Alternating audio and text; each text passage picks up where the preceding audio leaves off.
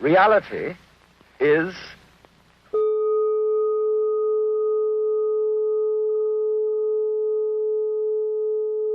I hate meditating. It stresses me out, makes me anxious, makes me want to go to therapy. Everybody talks about the benefits of it.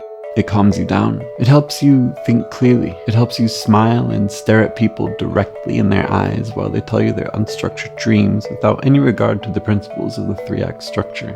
But nobody ever talks to you about the very real, very scary dangers of meditation. I will tell you. And I'll even back it up with some science for you too.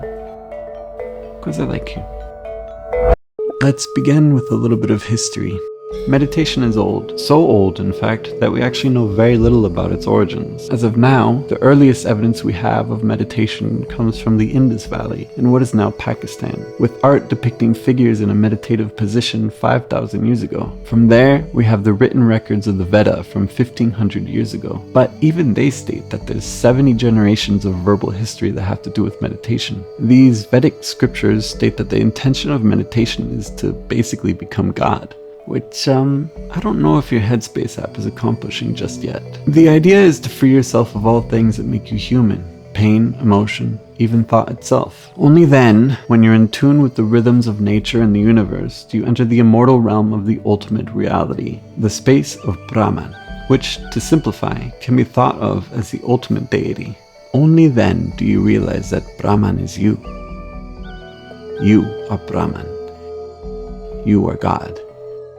You probably have a lot of questions right now, and that's exactly why you haven't ascended to the immortal realm with your earth. So the idea of meditation was passed along and branched off into various forms, but they all retain the basic idea. Shed that human stuff to realize the God stuff, but not in an ego way. Ego has to go too. It spread throughout West and East Asia. Yogis from India would travel around the world and teach to various cultures, including the Greek, who adapted these teachings into omphalos, or navel gazing, which looked like this.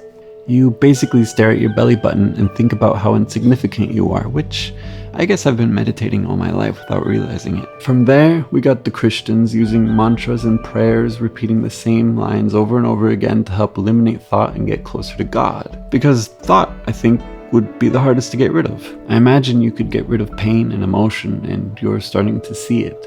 But you can't realize it or you're out, like when you're finally falling asleep. But if you celebrate, you're awake again.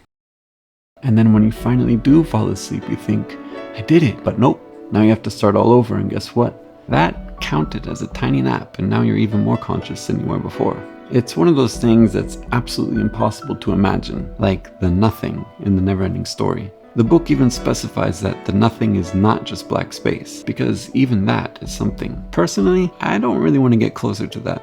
I'm okay. At this point, you might be saying to yourself, well, I meditate because it helps me with my general wellness. To which I say, good for you. You're part of the majority. I'm happy for you. But even to the majority who have health benefits of meditation, there are risks you should be aware of, because even in your quest of feeling good and firmly grounded in this reality, you're kind of toying with an ancient practice that can really disturb your mind if you're not careful. This whole idea of general wellness from meditation is relatively modern, and definitely Western. it isn't something you do to improve yourself, to get ahead in the world, or to prepare yourself for life.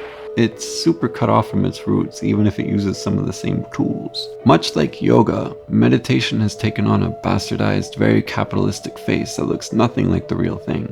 In fact, heavy practitioners of meditation would warn people that it is very intense and not exactly beneficial to an earthly life. Let's get into the potential dangers of meditation. Number 1, people are tripping.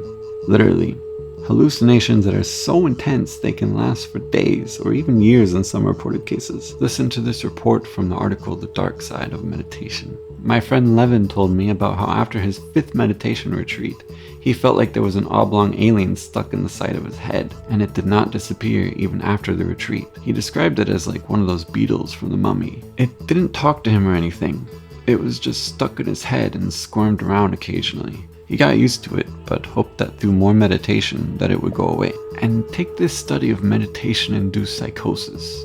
The brain is weird. We know very little about it, but we do know that it's very good at filling in the gaps, or in other words, it makes stuff up all the time. We see things in the dark, hear things in the silence, and experience dreaming and daydreaming. The brain is very susceptible to being triggered into hallucinations. Drugs, sleep deprivation, optical illusions, hunger, phantom limbs, these can all trigger visual and auditory hallucinations. Pretty easily too. So for me, it makes sense something like meditation can touch and poke the brain in strange ways that could have lasting effects.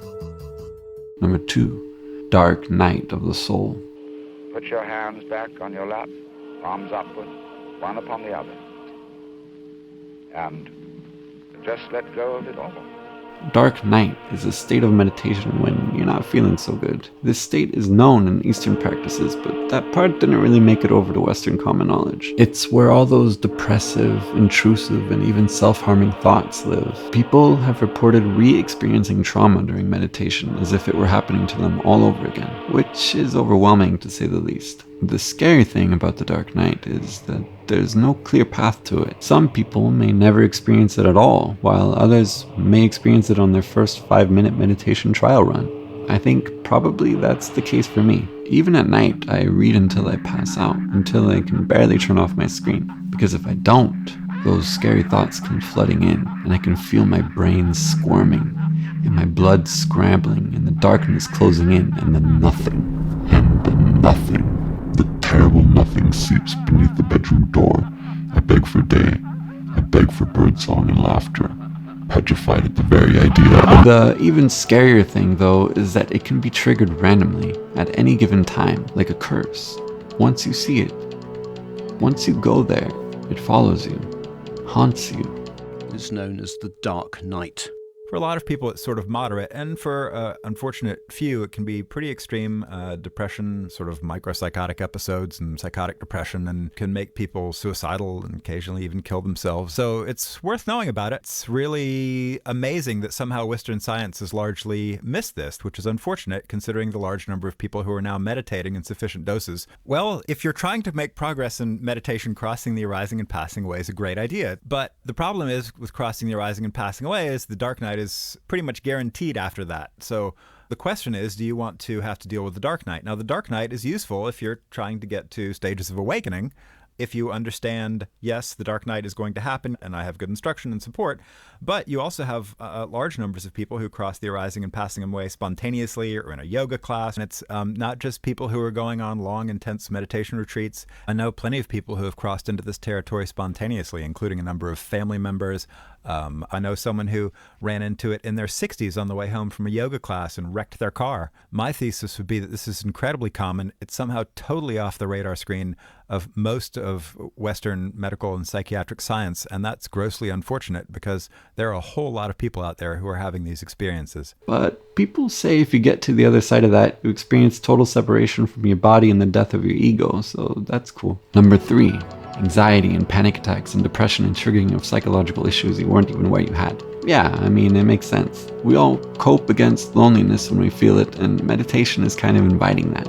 You're alone with yourself, but you also have to ignore yourself as best you can, so it's kind of the ultimate loneliness, and that can certainly trigger a whole bunch of issues. But if you want to read more about this, check out Cheetah House, which is a community that works to help reduce the negative effects resulting from meditation practices. Here they have a whole list on their website about the various symptoms that can be experienced from meditation. Number 4, it's possibly actually bad for your sleep.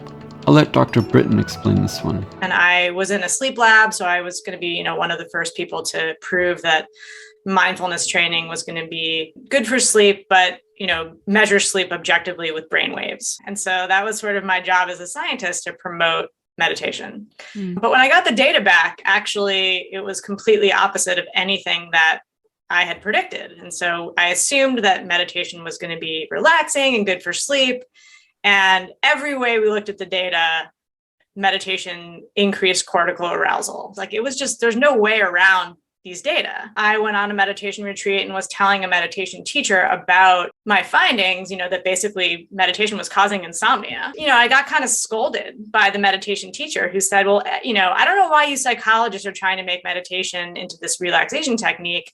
everyone knows that if you meditate enough, you stop sleeping. What other assumptions are we mental health professionals making? Because we're not really like experts in Buddhism. Of course, meditation has its benefits. A lot of people live such busy and intense lifestyles, they really need a planned method to slow down and take a breath. Without any kind of structure, they're just likely to never sit quietly with themselves. Think about your own life. That's right, I'm talking to you, Caleb.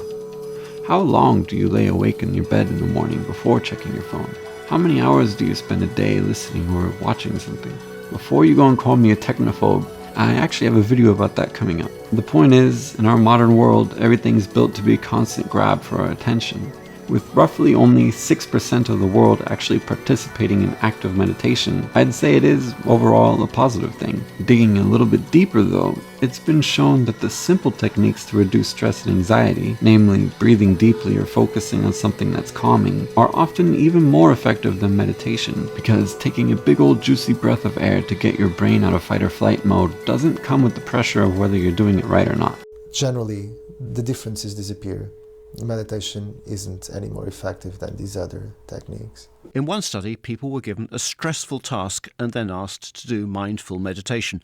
Another group was given the same stressful task, but instead of meditation, were taught to analyse poetry. People in the mindfulness intervention reported to have lower stress levels than the control group. When you looked at their actual cortisol biological stress levels, they are more elevated. Mindfulness, rather than making you less stressed, it can make you more stressed because you're stressing about how difficult it is to de-stress. Yes. I guess my gripe with meditation is mostly its bastardized form and reinterpretation. I have all the respect for people who are culturally deeply involved in the practice of meditation. It's an incredible feat, but they know what it takes, and it's not what we're seeing in the warped Western version of meditation. Which is hardly a surprise, but the West tends to be the loudest. From what I've read, meditation's intention was not to make you more creative, focused, present, and relaxed in your everyday life, to which meditation can potentially achieve but is not actually designed for. Instead, its intention is to push your mind beyond the limits of yourself, which is often a terrifying and traumatizing experience and something people need to be more careful with. You are supposed to be working to end the cycle of birth and rebirth, to meet a deity and realize them as yourself in what is considered the world's oldest religion. We're talking about the old gods here. I'm not religious, but I wouldn't be toying around with that either, just in case. This is purely opinion-based stuff backed by a bunch of probably biased stuff I read on the internet and in real-life physical books. Simplified not for your understanding but for my own. I am not an expert in anything but rather a hobbyist and an avid reader of things that make me go, If you'd like more opinion-based stuff, please consider subscribing. And if you'd like to rip me apart in the comments, please consider maybe not doing that. I am fragile, but I do love solid discourse with purpose and not mean name calling. Okay, thank you, goodbye.